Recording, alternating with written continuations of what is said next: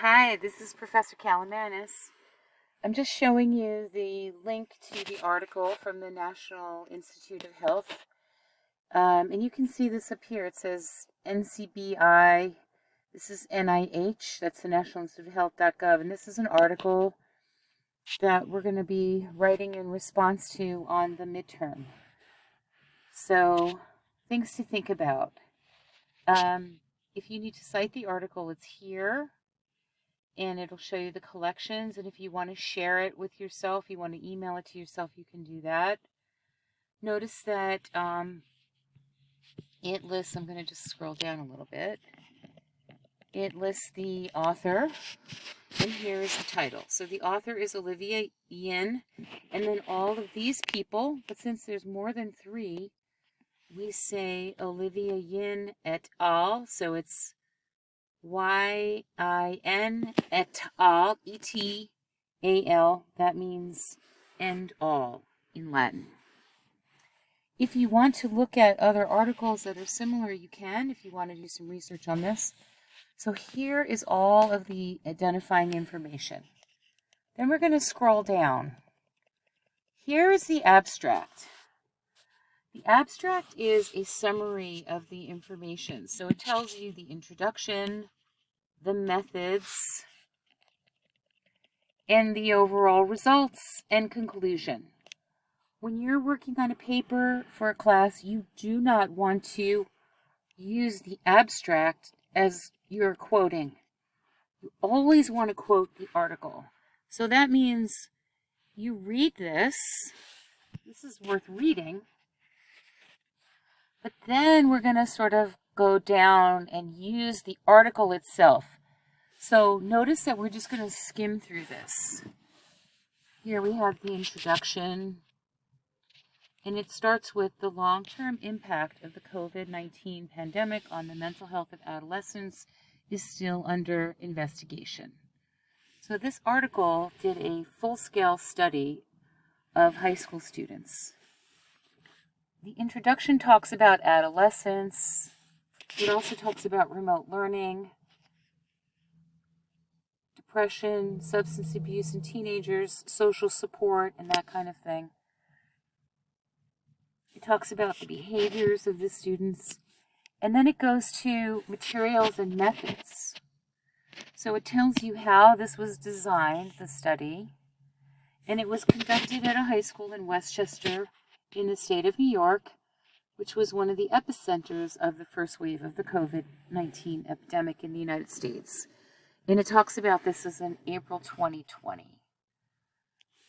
In response, hybrid learning took place and summer break, and there's this whole article summary here. So this is research for individuals that was completed who were 12 years of age and older in 2021. Then it tells you how many students were enrolled, right? And it gives you the breakdown of those students, how much money their neighbors make, how many of the students were in the United States, median household income, and that sort of thing. Here it talks about the way that the study was conducted. So this is important right here. The Generalized Anxiety Disorder Scale, GAD-7, is what they use to measure it. And it goes through and it talks about the data. Now this is the qualitative essay, but this data is the quantitative essay, meaning it's all numerical, quantitative. So this is the logical information, right? This is the logos. It gives us all this information. Several questions were developed, and it talks about students answering these questions. So as you're reading, you're just going to kind of skim through all of this. Now, notice this right here. It says qualitative analysis. Right? And so here we have, right, the quantitative analysis. That's the statistics. And then the qualitative. Now, qualitative means that the researchers explain the data. So it talks about the data in a way that makes sense. It shows you this graph. These are the questions. And then it goes to the results. So here's an important thing about the results. What it said was, among the 546 enrolled in high school, 90 females, 59 males, and 6 students participated who were non-binary. And it gives you the demographics. It tells you what grade they were in. So you can see here, 59 ninth graders, 26 10th graders, 40 11th graders, and 24 12th graders. So that's where the data comes from. It goes through all these questions. This is what the article is discussing. Now, it gives us this data, and maybe this is very complex for us, so we're just going to skim through. Notice that it talks about how more females than males felt anxious. Then it talks about 34% of the students agreed that the pandemic changed them significantly. 24% said it made them mature faster. So here's where we're starting to see this information.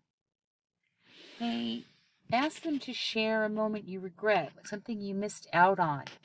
And the students were very confident in doing that, right? Because it's just while the pandemic is still going on. So if we go down to the discussion section, here's where the article is going to give you information for your response for your midterm. Right. Notice this is very dense. So right here, this is a really good paragraph for you all to look at for your midterm. Lots of information about the students and how they feel, severe anxiety, unexpected stress, the effects of hybrid learning, and that kind of thing. Okay, so you can see, right, here's more information, statistics. I am scrolling through because that's what you should do when you're reading. You should scroll through. The conclusion is going to give you lots of information and the data sets. And then notice here is the bibliography for this article. So if you were writing a paper, you could look at all of these sources as well. So this is how academic writing works. We keep track of our sources. All right, I'm going to go back up to the top of the article now. Okay, and I want to remind you, the title is here.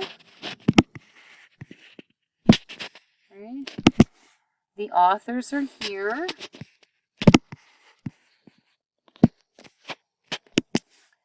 Then we have the abstract.